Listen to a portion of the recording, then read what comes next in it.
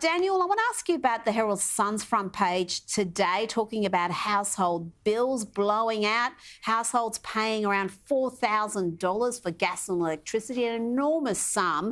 Are we following the Brits in plunging people needlessly into energy poverty? We are sitting here in this country on possibly hundreds of years of gas supply, and yet gas prices are up 45% in a year.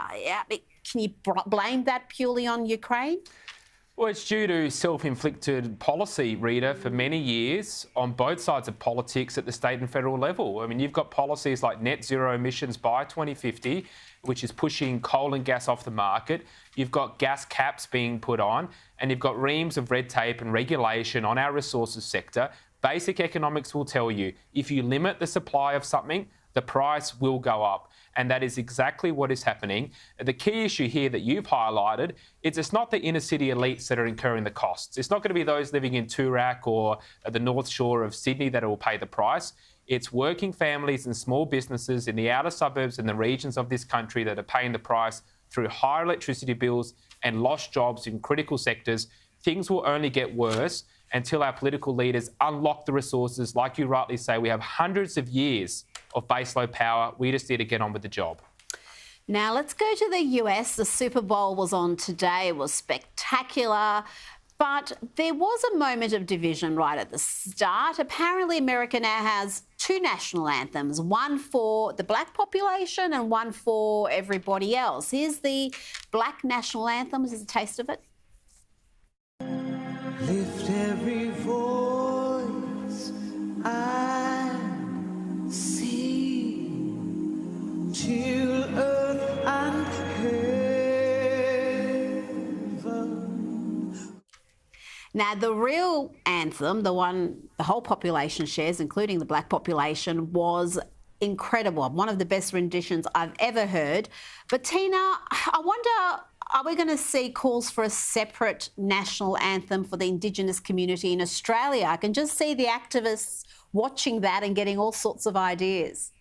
Oh, I hope not, Rita. I mean, that so-called black anthem is actually a hymn, so it's probably, it's probably better off sung in a church than a football match. And to see how the players were moved by the national anthem that was sung by that wonderful, wonderful singer on the guitar today, to see them in tears, I think it takes away from that when you're diluting the strength of that when you present a so-called another anthem. So stop it now, and I hope it doesn't take off in Australia.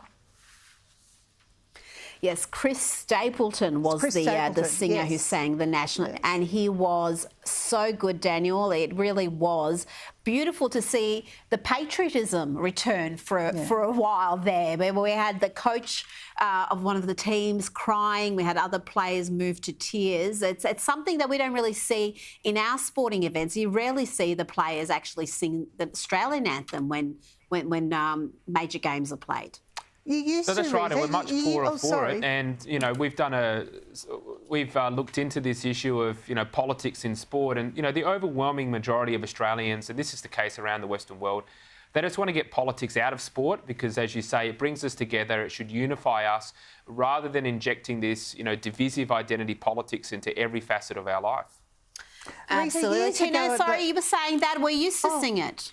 Yeah, years ago at the rugby matches when the Australian anthem was sung, or, the Wallabies, you couldn't find a dryer in the place. So things have drastically changed since then, but there was a time where our anthem moved us all at sporting games. Well, there was a time when if there was going to be any politics in sport, it was at least unifying. Now the politics that's jammed down everyone's throats is just so divisive, and the sporting codes cannot get enough of it. And we're going to see it with The Voice. I am certain we're going to have the AFL, the NRL, all the other sporting codes have positions, all be the same position, and it will alienate fans because fans have all sorts of backgrounds and points of view. Tina McQueen, Daniel Wild, always a pleasure to have you two with me. Thank you for joining me tonight.